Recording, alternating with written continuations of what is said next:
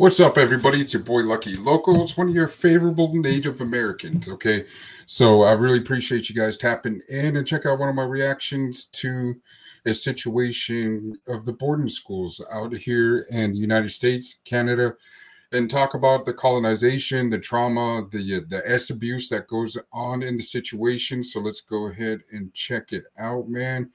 And let's get it cracking, man. I really appreciate you guys tapping in and having a good time. And let's check it out. Let's go take a look. Of children forcibly taken from their homes and abused. I became a shallow breather, thinking that if I don't breathe loud, I might disappear. And to uncover painful truths. Enrich us in what what we do. Sidestep my question. To bear witness to an unspeakable chapter in America's history. They are being rapidly brought from their state of savagery and barbarism to one of civilization. It's hard to know what genocide is if this isn't it.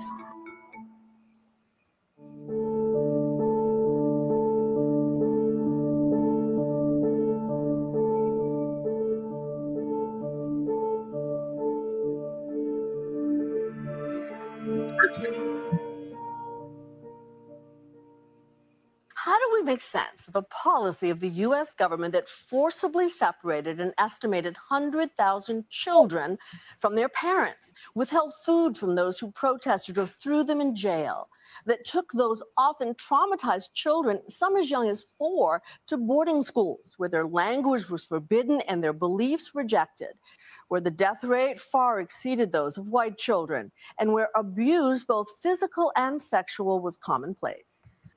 Okay, let's go ahead and take a look here. This is kind of like a spin-off of what me and Gangers were talking about. And he on his theory is that they weren't trying to wipe out the Native Americans. They weren't really causing genocide. I mean, it was hey, tit for tat. A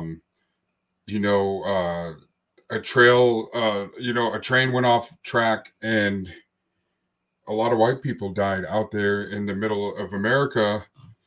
So let's go out there and let's butcher him. Let's go to the, and he's not speaking. I don't know what it is, but it's like the genocide of the people. The reason why this sits at home so much is because my grandmother, I mean, this is all trauma that's all come to my family and to my people. So this is something that sits, that hits home. It's so close to home, and it's so, they act like this just happened like hundreds of years ago, but no, it's still something that that has to deal with our people. Like it's heartbreaking. What to call such a system? Those who created it back in the mid-1800s called it the Federal Indian Boarding School System, but perhaps it should have been called an instrument of American genocide.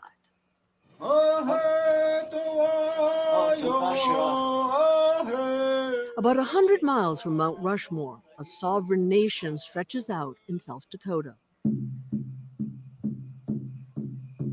And shout out to my Lakota people. Shout out to my Lakota, Nakota, the people out there in South Dakota and North Dakota. Really great. Strong people, man. And talk about third world living. This is definitely it. This is still going on as we speak. And I'll get into the missing and murdered Indigenous women and all kinds of other stuff. But for now, let's talk about the boarding schools. Beyond the Rocky Badlands, the Pine Ridge Reservation, home to the Lakota and one of the poorest places in America. This cemetery, tucked behind the Red Cloud Indian School, is in many ways symbolic of a much wider reckoning, dating back 150 years. This was one of the Native American boarding schools, then called Holy Rosary Mission, sanctioned by the federal government and run by the Catholic Church. These schools articulated mission, kill the Indian in him, and save the man. And this is where Marcia Small enters the story, a Northern Cheyenne woman who we first met here 6 months ago. I get really emotional in these places. The work we do is sacred. It will move us toward a horizon of healing. There's so much to be done. It's overwhelming at times. And if we don't all step to the plate, the nation itself, the United States of America, it will not heal. Small is the only Native person in the U.S. leading the painstaking process of using ground-penetrating radar to help heal wounds of a painful past by looking for the unmarked graves of lost Indigenous children who may be buried at schools like this one. How might it have happened? Beginning in the early 1800s, the U.S. government set up over 400 boarding schools across 37 states, some of which operated through 1969. And shout out to A Convict's Perspective. I asked a lot of content creators to touch on this subject. I know it's not the brightest topic and the happiest topic to be bring aware, because this is the reason why I started my channel, is to bring awareness of the Native American struggle that still continues today. So he really did a great story. If you guys want to check it out, that's A Convict's Perspective. He does an episode of the history of the boarding schools. So let's go ahead and get back into this, and I appreciate you. About half of the schools were run by religious groups, many of which received federal payment per student. Through the agencies of the government, they are being rapidly brought from their state of comparative savagery and barbarism to one of civilization. These unpublished outtakes from a 1929 newsreel show just how clear the government was in its efforts to force Native children to give up their culture. These children, but a few years ago, looked just like those we saw before. But today, they all speak English, and some have taken business courses. Savagery. We bring them in, clean them up, and start them on their way to civilization. And the policy wasn't only designed to extinguish their beliefs, but to also make it easier for the government to take their land. In a 1969 Senate report, boarding school education was explicitly described as a weapon by which these goals were to be accomplished. What did it feel like to be trapped inside that system? We spoke to several former boarding school students, many of them telling their story for the first time publicly. When I call him very sadistic, because he took pleasure in spanking us. 89-year-old Basil Braveheart remembers being physically abused at Jesuit-run Red Cloud when he was a student, beginning in the late 1930s. The memory of being... So I'm going to go ahead and pause it here real quick. My little input on this is that they went really PG on here. They didn't really want to talk about, I guess, like anybody else, because nobody wants to hear about the priests, the nuns, the stuff that went on. These people are supposed to be the people of God, honestly. You know what I mean? So it's a crazy situation to even fathom that, you know, they swear that they're a part of God. They're a part of, you know, just all this stuff. And this is what they do to children. So it also brings up the Every Child Matters movement. So, you know, it's a sad situation, man. And it's definitely, you know, they still got so many schools to dig up remains. And to me, that's just, it's disgusting. It ain't right. Punished by a nun for speaking Lakota has stayed with him all these years. She took out a rubber band. I want you to bite this rubber band with your teeth. And I want you to pull it as far as you can and let it go. The pain on my lips, physical pain. But worse than the pain of that moment, My friends laughed at me. To have your peers laugh at you goes to the deepest part of who you are. Jeez.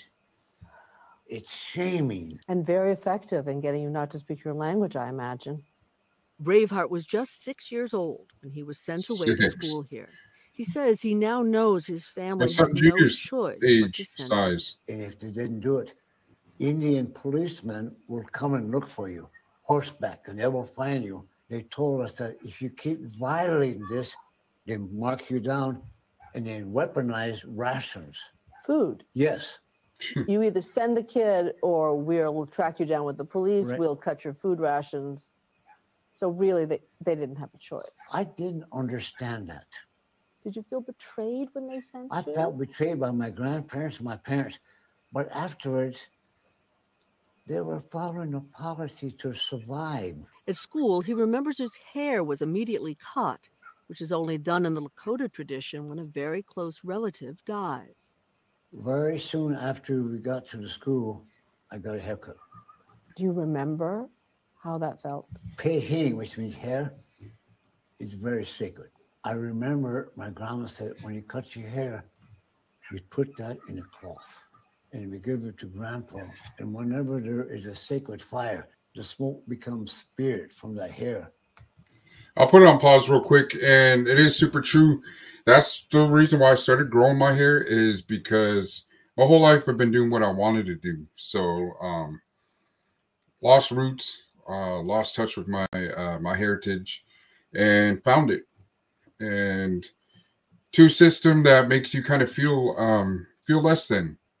You know, some people may, oh, well, you know, that's a state of mind, but it's also when you're sitting there reminded with a lot of people that they're able to storm capitals and, you know, get light sentences and not even, you know, assault police officers when you got people like the No Dapple, the water protectors fighting to because they don't want oil in their drinking water.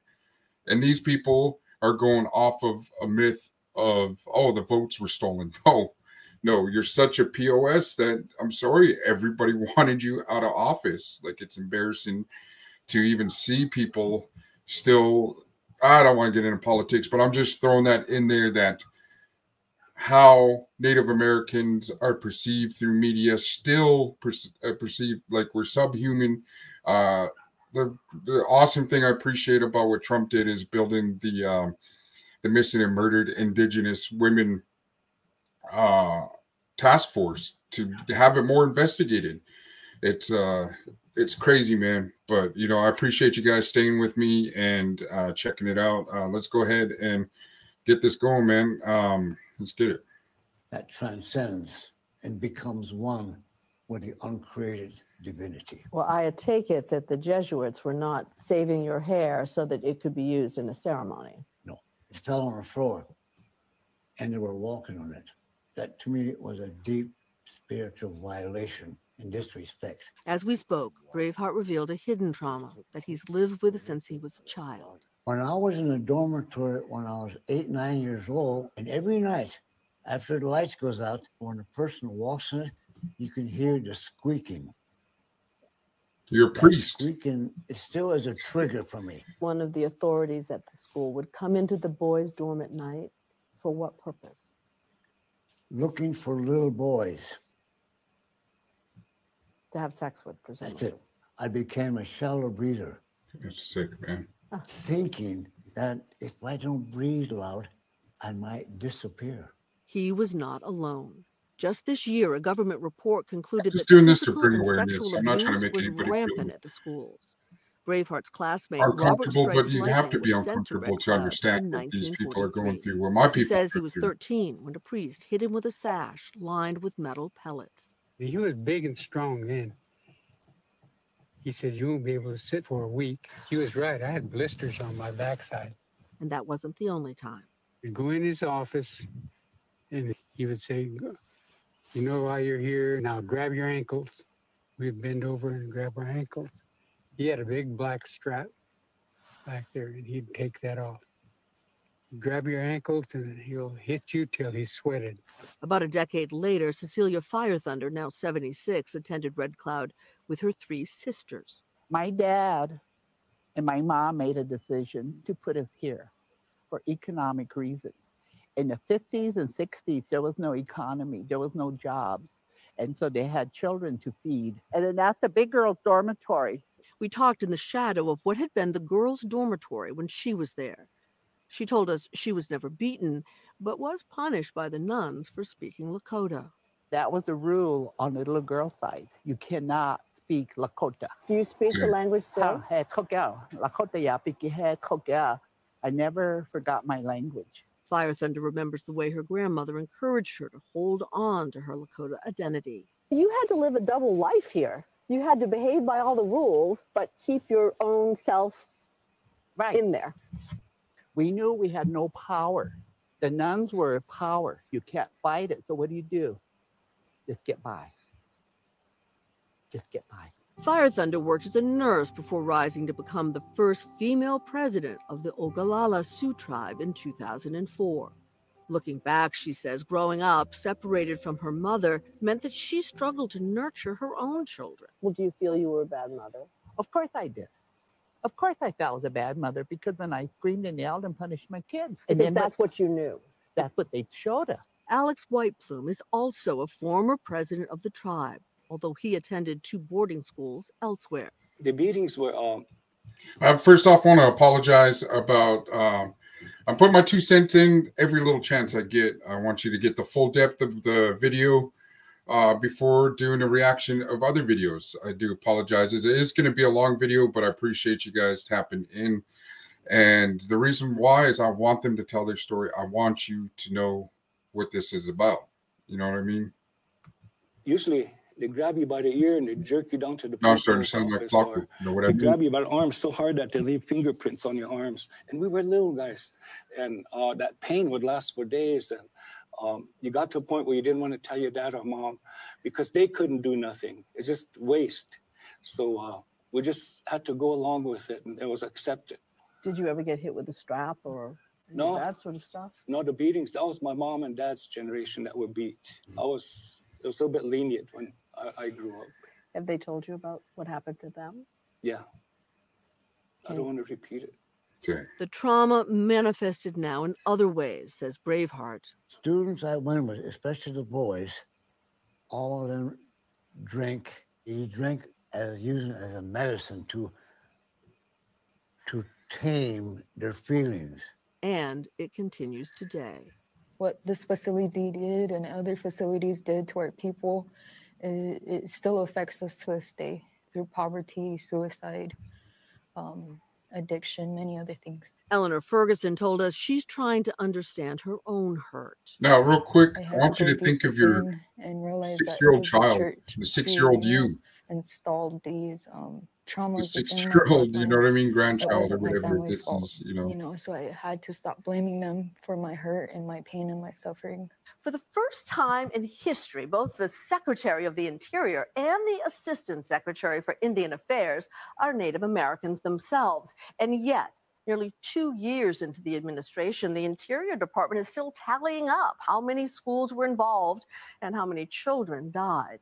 Meanwhile, Canada, which modeled its boarding school system on the U.S., has already paid billions in reparations. And thanks to Indigenous leaders there, the Pope even traveled to Canada to apologize for the church's role in what he calls genocide.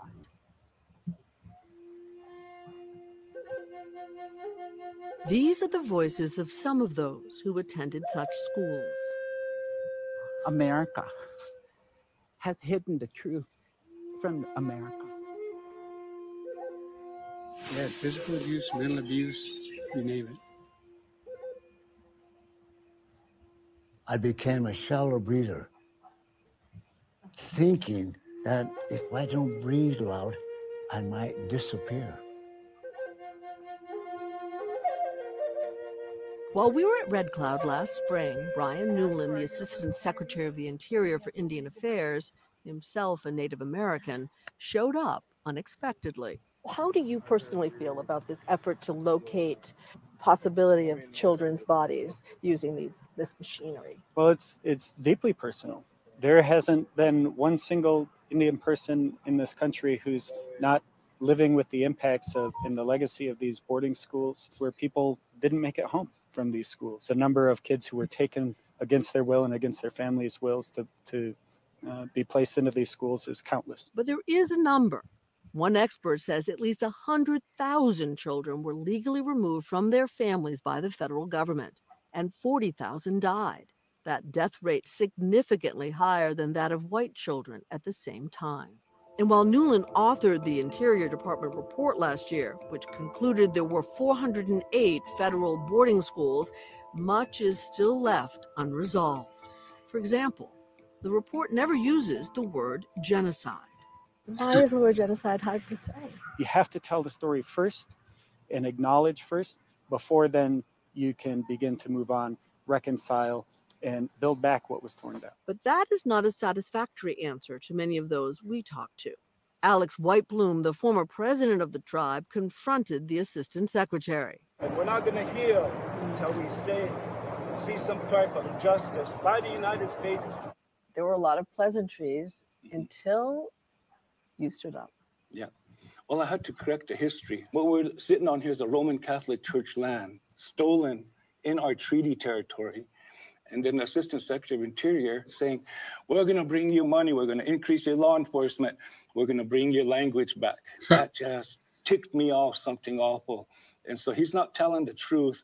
He should face up to the truth. And America should face up to the truth. Amen. The American genocide should be a topic that everybody discusses daily. You heard a former president of this tribe say, we want to hear the word genocide. The purpose of these schools was forcible assimilation to separate Indian people from their lands. It's hard to know what genocide is if this isn't it. Again, we have to tell the whole story. And in tribal communities, families and people know exactly what happened to them. But what we need to do on behalf of the federal government is to paint the picture and acknowledge our own role. And we're at step one. But why only step one, when the Canadians who modeled their boarding school system on the U.S. have already called it cultural genocide and agreed to pay out billions in reparations? Pope Francis even traveled to Canada this past summer on a penance tour to apologize for the church's role in the abuse. For the deplorable behavior of... Okay, real quick, Canada did pay each tribal member that went through there, depending on the years they had to stay in that situation. My mother got paid, my uncle got paid, and my grandparents, any relatives or anybody that's was in that boarding school, depending on the years, they got paid because of what they went through, the S abuse they went through in that situation. And let me tell you this, the tribe pocketed most of the money, like a big chunk of the money, and gave them, I think it was like, they were supposed to get like $500,000 a piece and gave them like 20,000 or 30,000. I can't remember, but my mom only got a small chunk of her money, and the tribe was like living it up. So, you know, there's a lot of wrongs in any situation. I'm not going to bash one side without exposing the other side. You know what I mean? So, of those members of the Catholic Church, I ask forgiveness from God. And I'd like to tell you from the bottom of my heart that I am very pained. Meanwhile, the U.S. government is still investigating, and Red Cloud is conducting its own investigation. I think the boarding schools play an outsized role in the intergenerational traumas that plague our Native communities. That's going to take a long time to undo some of that damage. McCall Black Elk is leading an effort at Red Cloud, still a Jesuit school, with the difficult task they're calling Truth and Healing. We're the first former Catholic Indian boarding school to be engaged in this effort, you know, in this way, and to be this far along. And hopefully we can show people that it's possible. Marcia Small's work is part of this process, which the Jesuits at Red Cloud are helping to pay for. Keep your heart good, keep your mind clear. On a recent cold October morning at Red Cloud, Marcia Small continued her part in helping reveal what happened here. My heart physically hurt. I feel empowered, but for some reason I feel incredibly sad. It's so sad right now. Down these narrow basement steps, Small led the first public excavation of a former Native American boarding school, where an eyewitness said he saw unmarked graves decades ago. With the FBI present, Small's team shoveled away layers of earth and sifted through sand, looking for what could be remains of Indigenous children. My ancestors put me here, and that's why I do this. We had to start somewhere, and we're here. While she's not yet found any children's remains here, she believes there will be many unmarked graves in the cemetery, where she intends to return in the spring. All I do is work for the ancestors. I work for the stolen and kidnapped children. If I can do that, if I can bring recognition, then I will.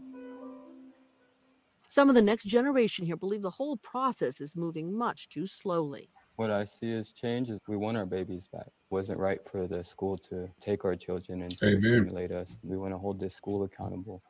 We sat down with Philip Ironshell. His partner is Eleanor Ferguson. They're part of an indigenous youth group that protested on horseback while Newland was on campus. When we ride these horses, it's also really empowering to us as Lakota people. They're really sacred to us. Would you like to see the Jesuits leave here? Yes. This is the census number. Yeah. Black Elk knows all too well how many divisions there are, even within the community. His mother is a Lakota activist and his father was a former Catholic monk. There are still about 1,000 Catholics in the community of approximately 20,000. There are some people who don't like the Jesuits being involved in all of this. The perpetrators, in some larger sense, are involved in the process. The Jesuits and the Catholic Church have their own healing to do. They have to face this history and their role in it as perpetrators. There is healing too for the perpetrator.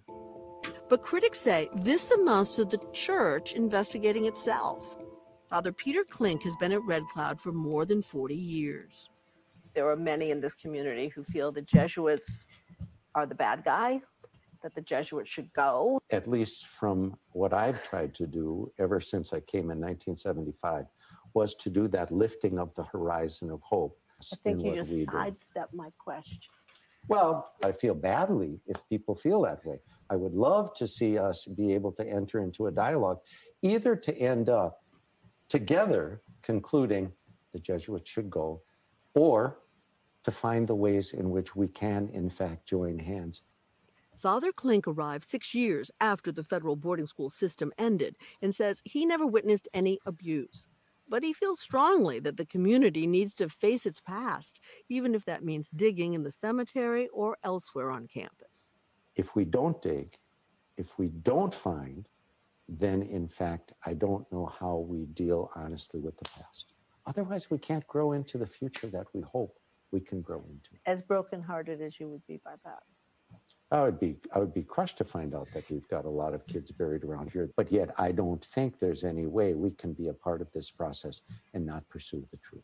Would you agree that the original purpose of schools like this was to kill the Indian and save the man? Would you consider it ethnic genocide? Yeah. Thank you. Because it was basically saying to them, you need to change. You're primitives. You know, that cultural genocide was the result of what we participated in. That's why the truth and healing process, which we began here prior to the Black Lives Matter movement, prior to the announcements in Canada, we had already decided that we were going to go through this because we need to deal honestly with that past before we can move to a vibrant future. Red Cloud has made many changes. The Lakota language is now taught and celebrated in a first-of-its-kind program. The native language that the U.S. government once tried so hard to extinguish now reverberates around these classrooms. Beautiful. Our people fought for us to speak this language, and they didn't want us to not speak this language, so we started speaking it so we could keep it, and we didn't make them fight for no reason. Like all of those we met here, the legacy of the past is still very much alive for Basil Braveheart, a Korean War veteran who spent decades fighting to hold on to his Lakota identity. I was diagnosed with post-traumatic stress disorder, and I had a drinking problem. Someone told me, I said, you know, with your experience, you're kind of like a wounded healer. I think that's what I do, is to help people to become whole, to become free of trauma. He asked us not to film him as he honored our team with a Lakota healing ceremony. The first time he tells us he's conducted one for non-native people. I'm just so curious about how you feel about America after everything you know, everything that has happened. I mean, you have an American flag over here, for example. A combat veteran and Marine gave that flag to me, so I do care for my country. You don't say love, you say care for. Is that the same? You love it? Yeah. Do you also consider yourself an American? I'm not an American. I'm a Lakota. I don't know what being an American means. This is my land. This is my homeland. However, I come from a family of veterans. World War II, Vietnam, Me Korea. You honor it because all your relatives went and fought. Do you consider yourself an American? No, I'm Lakota first. I served in the U.S. Army at first. Shout out to the I'm Lakotas, man. Uyuhpe, Lakota, Wastela. Oglala. That's who I am. And then American can be fifth on that ladder. White Plume wants the U.S. government to acknowledge what he says was stolen. I will not accept a cheap apology. We want our treaty territories back. We just sit there and watch our people die in pain so they can take the land. It's a horrible story. America never owned up to the genocide, and this should be a general topic of discussion. We should deal with it. Braveheart sees things differently and says his grandmother's wisdom continues to guide him. And she's the one that told me that don't ever carry hate or prejudice because it's poison. I mean, it's such a beautiful way to live. And yet it doesn't erase the trauma, does it? It doesn't erase the wrong, does it? She said, you're going to remember Wounded Knee. You're going to remember what happened to you in boarding school. But does that mean that the people who did the bad things, the wrong things, don't have to be held accountable? She said the accountability is for us to let the divine take care of that. You probably will never forget what happened to you. They won't either. Mark my word. Here it is. You're making me speechless, which is not a usual situation for me.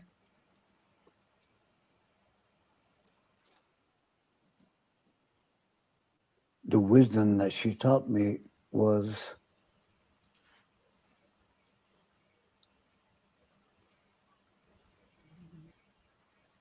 to forgive the unforgivable. Both men do agree on this. Much of the poverty and addiction, pain and struggle found here at Pine Ridge is a direct result of what many of the elders and those who came before them suffered under the boarding school system. Generational trauma is real. Healing will be complicated.